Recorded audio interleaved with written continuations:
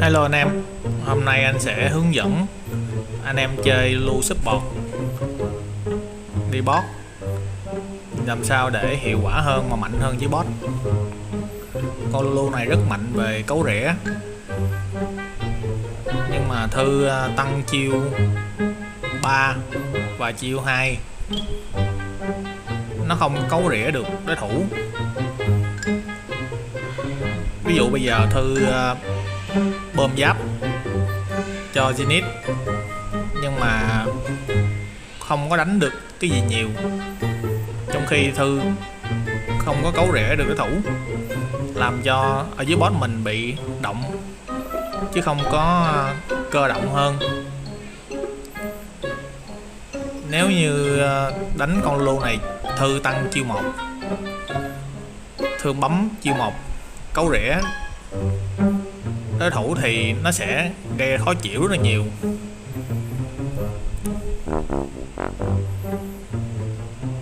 Thư thấy không, bây giờ ví dụ đánh mình cứ đứng trong trụ hoài thì dần dần một, đối thủ sẽ bào dần được cái lớp trụ của mình. Hai, nếu như mà con rừng nó băng trụ luôn là hai đứa sẽ chết. Cho nên là Thư phải thay đổi lại cái cách tăng chiêu và cái cách mà mình áp đặt trận đấu. Cái vị trí support của mình rất là quan trọng để giúp cho cái lane boss mình AD nó xanh hơn và mạnh hơn. Thư phải tăng chiêu 1 ngay từ đầu để cấu rỉa.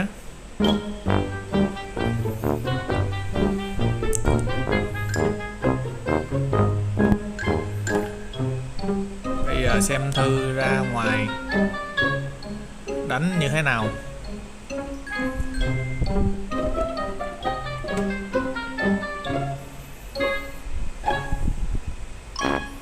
Đó, Thư thấy không, chỉ có một mình Zenith đánh thôi, Thư không đánh, làm cho cái lượng đam gây ra dưới boss rất là yếu.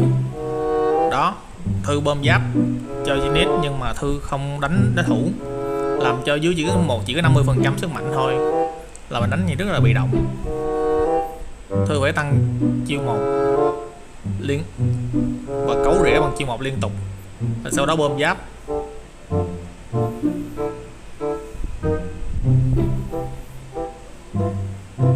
Chơi Lulu thì cũng giống như con Nami thôi, cũng phải đánh nó. Thư thấy không, nếu mà Thư không đánh nó sẽ thoải mái mà đánh Thư thôi, hoặc là đánh Zenith.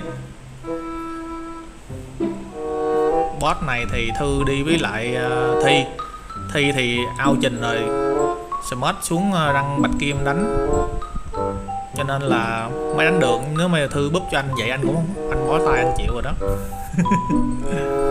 anh chịu pha này anh không đánh được.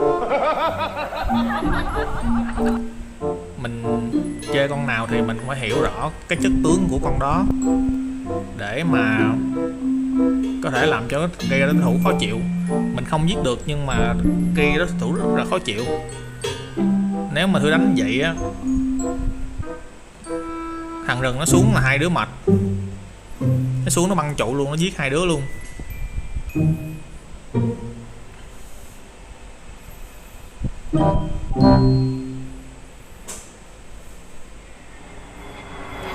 Một tí nữa anh sẽ phân tích cái hướng di chuyển ở phần mid game của Thư và cái cách Thư bơm chiêu. Giống như cái pha này mình không có đi ra cái hướng vậy, nếu mình đi ra hướng vậy mình sẽ bị nó giết chết. Nhưng mà may mắn pha này nó không giết được Thư, nhưng mà những lần sau anh nghĩ là sẽ không có may mắn như vậy. Cái này bồ chết.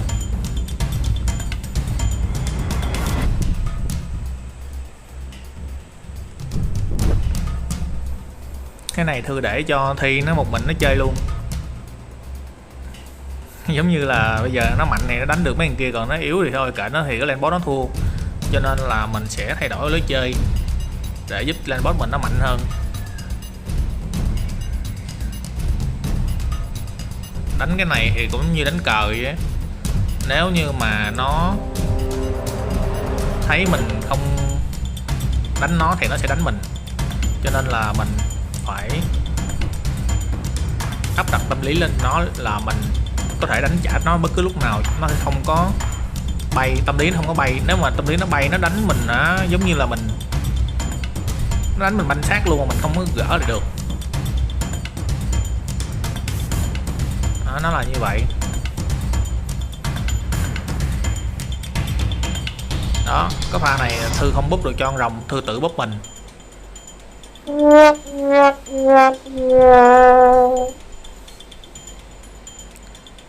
Hiện tại Thư đang ở ranh bạch kim.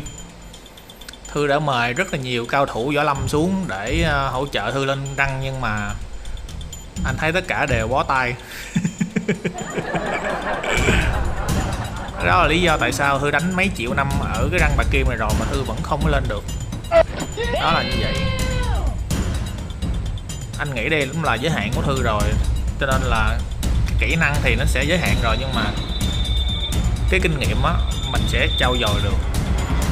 Hồi xưa cách đây khoảng hơn chục năm anh chơi những cái tựa game MOBA như thế này, anh chỉ mong có một người nào đó chỉ anh chơi để anh thoát ra khỏi cái giới hạn của mình để mà lên răng thôi. Nhưng mà anh không ai chỉ anh cả, anh phải tự tìm hiểu. Và sau này anh đánh với bạn anh thì bạn anh rồ, anh gà, anh cứ bị chửi hoài. Rồi sau này anh tìm hiểu nhiều, anh chửi lại tụi nó luôn. Đó, nó là như vậy. Mong rằng sau cái clip này Thư sẽ rút ra được nhiều kinh nghiệm. Thư thấy không, nó không sợ Thư đến nỗi mà Thư hai đứa ở đó rồi mà còn đứng nó đánh chủ của Thư.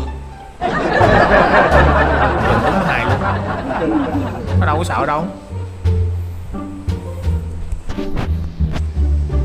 Nếu như mà Thư đánh ở boss đó, cái lane boss lúc nào Thư cũng làm cho nó xanh á, cái trận đấu mình tiếp cận được rất là dễ dàng.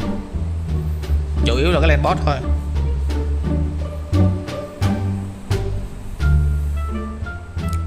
Trận này hên là tại vì có Thi nó ao trình bên kia cho nên là nó mới đánh được. Còn giống như Thư đã đi solo run hay là gặp bất cứ người nào khác, nó tạo cho mình rất là khó đánh. Cùng là bạch kim hết với nhau nó khó đánh lắm, bên mình đánh không lại. Tại lúc nào cũng có một người đánh là một người gây đam, mà có mình AD gây đam mà Thư không có gây ra được cái lượng đam thì làm sao mà đánh. Không phải rằng mình bước vào trận đấu mình chỉ cần búp giáp cho bồ mình là thắng game, không phải vậy đâu. Mình phải gây được lượng đam và mình làm cho cái thủ bị ức chế tâm lý nữa mình mới thắng được. Đó là điều thứ nhất. Cái điều thứ hai là Thư làm cái điều này giùm anh, là Thư rất là quan tâm con rồng. Thư luôn nhớ giùm anh rằng con rồng không phải nhiệm vụ của Thư mà là nhiệm vụ của team. Đôi khi Thư hết máu và Thư không bao giờ về, Thư cứ đứng ngay chỗ con rồng đó, Thư kêu team vô ăn xong rồi bị chết ngược lại. Anh thấy rất nhiều trận lúc nào cũng vậy hết, chết nguyên team xong rồi nó ăn con rồng luôn.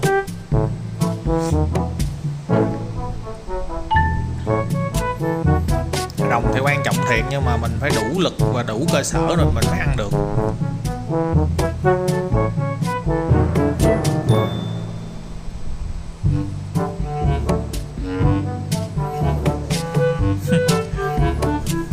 Đó, cái pha này nè, hồi nãy Thư không chịu về đi, Thư bơm máu là giờ ra Thư có máu rồi Thư bơm cho đồng đội mình. Tự nhiên bây giờ bồ mình nó ra nó đánh mà Thư biến về. Thư không có biết được rằng khi nào mà mình nên ở lại và khi nào mình nên về. Anh mong rằng sau cái clip này Thư sẽ ra được đúng lúc đúng thời điểm.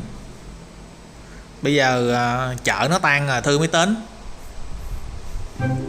và Thư đánh câu kéo không, những cái động tác mà team mình hết lực rồi mà mình vẫn còn cố tình đánh đối thủ, đó là những cái động tác gọi là động tác thừa trong game. Thư hiểu không? Còn về phần cái cặp boss này nè, con Zenith này trong combat nó rất là cần cái chiêu chạy nhanh để nó có thể mà nó hit and run liên tục. Vô combat Thư chỉ cần búp cái chiêu chạy nhanh cho con Zenith thôi, Thư không cần phải biến cốc đối thủ làm gì cả, nó mới dễ. Đáng lẽ là hồi nãy mình ăn được con rồng rồi, mà tại vì Thư biến về, Thư cũng chịu về sớm để bơm máu đi, mà bây giờ Thư mới ra hết máu rồi Thư biến về cho lúc đánh lộn, mà bây giờ mất con rồng luôn. Anh thấy 10 dáng luôn là Thư rất là thích con rồng nhưng mà không bao giờ ăn được. Nó ăn nghiệt cũng vậy á. Trận nào Thư đánh 2-3 giờ sáng anh cũng thức anh coi hết, tại vì anh xem tại sao lại Thư lại luôn ở cái mức răng bạch kim, anh không hiểu nổi luôn. Bây dần dần anh cũng nhận ra, Thư thấy không, cái này là do Thư kéo trận đấu nó dài ra. Đáng lẽ thắng sớm ăn rồng đỏ là thắng rồi. Lượng đam gây rất là lớn, một người cộng 7-8% mà nhân 5 lên tới 40%. Cái lượng đam gây ra trong 10 phút 15 phút mà team mình được nhân tới 40% đam. Thư biết cái lượng đam rất là lớn luôn, nhưng mà mình phải làm sao có cơ sở ăn được. Cái đó là điều thứ hai. Cái điều thứ ba nữa là giai đoạn mid game á, Thư không có biết di chuyển đi đâu hết. Cứ Thư lâu lâu có đi lang thang. Hôm bữa có trận đấu là bồ nó chết hết, bồ mình còn 2 người. Còn nửa cây vô ăn Baron, anh lạy Thư luôn, nó năn nỉ Thư là vô búp giáp cho 2 thằng đó để nó ăn con Baron giùm, mà Thư không chịu. Thư chạy ra mid, Thư đánh lộn với lại thằng mid bên nó, cái rồi nó giết Thư rồi nó vô giết 2 thằng kia mất Baron luôn.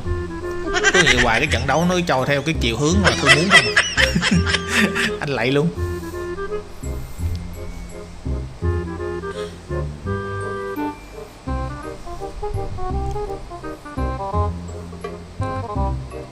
Thư đánh tâm lý thì Thư đừng có sợ, Thư cứ lên Harass nó đi.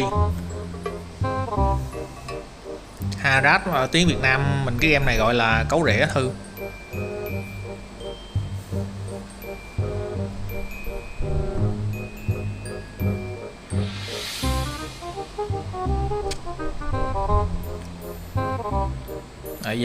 Bây giờ đến cái giai đoạn gọi là play game thì phải chơi như thế nào. Bây giờ anh sẽ tập trung vô trận đấu này để phân tích cái cách mà Thư phải chơi như thế nào với con Lulu này.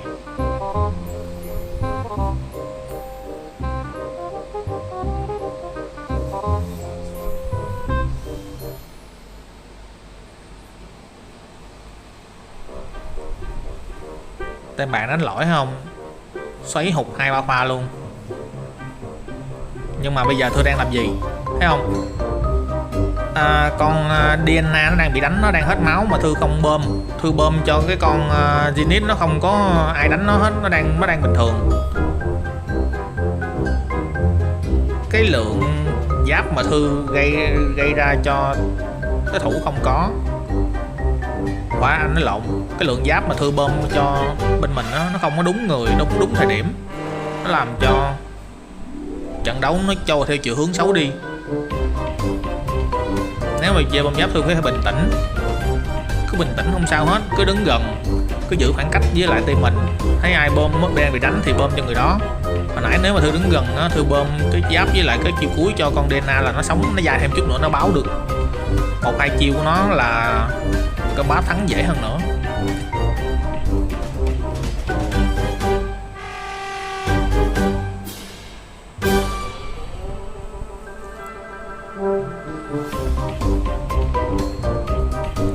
Bây giờ thì team mình đánh hơn chừng đối thủ rồi, tại vì sẽ mất mà, cho nên là mới dễ thắng.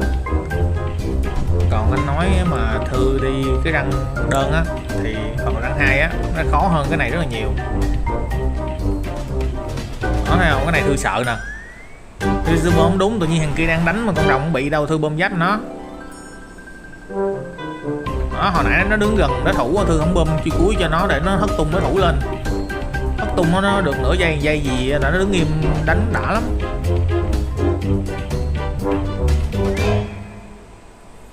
Cái pha này Thư phải búp chị nhanh cho con Zinix liền, búp ngay từ đầu luôn. Rồi bây giờ chạy xuống búp giáp cho nó để nó ăn cái pha này pentakill. Bây giờ Thư không búp, Thư chạy ra mid Thư ăn lính. Thư cứ bị cái vấn đề này hoài à, 10 trận nữa như 10 trận luôn, đang lúc quan trọng là Thư tự nhiên chạy ra ăn lính. Anh không hiểu là con lính nó rớt cái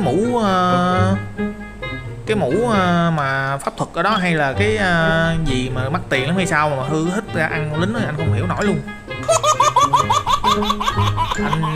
Anh thích Thư vậy á, Thư rút kinh nghiệm giùm anh.